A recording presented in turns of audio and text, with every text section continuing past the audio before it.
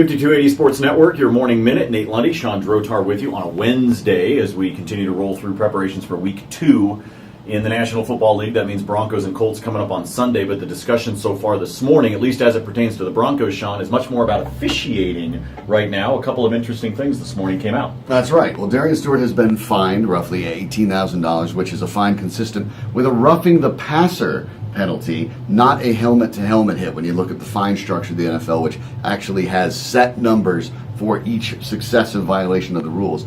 That's kind of interesting. Director of Officiating Dean Blandino for the NFL stated that it is because Camden's posture changed the way that all worked. It's difficult to tell, much as the Broncos talked about, Nate, when Newton is going to be a runner and when he's going to be a passer. So these things maybe tend to be a little bit blurry. I don't think they'll be quite as blurry with Andrew Luck, who's definitely out there to pass, but you're talking about another mobile quarterback that the Denver Broncos are going to go after very, very hard.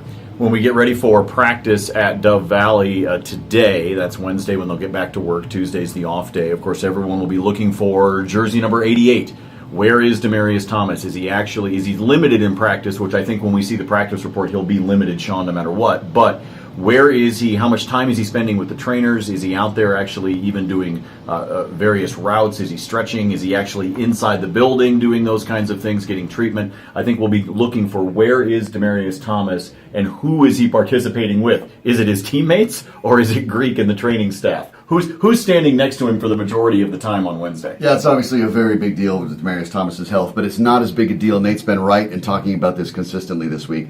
It's not that big a deal this week. It's a big deal to get Demaryius Thomas healthy and right for the long term. So keep an eye on that practice schedule, see how it goes, and then we'll find out on Sunday how much he's used in the game plan if he does indeed play. So it's Wednesday. The Broncos getting back to work. We'll bring you the latest from that across milehighsports.com as well as 5280sportsnetwork.com. Also, shameless plug, if you didn't get a chance to listen to this week's Snakes Takes podcast, Jake Plummer's guest this week, Mike Kliss from 9 News, a fantastic discussion between the two of those guys. They talked about everything from what's been happening with Colin Kaepernick and Brandon Marshall to what Mike Kliss saw with Trevor Siemian, including Kliss sharing the story of when Gary Kubiak sort of fell in love with Trevor Siemian while he was in college. And they also talk about dive bars, of all things. So make sure you check out the podcast. We'll be back with you tomorrow morning on Mile High Sports Radio at 7 a.m. And, of course, another edition of the Morning Minute will be with you tomorrow. For Sean, I'm Nate. We'll see you then.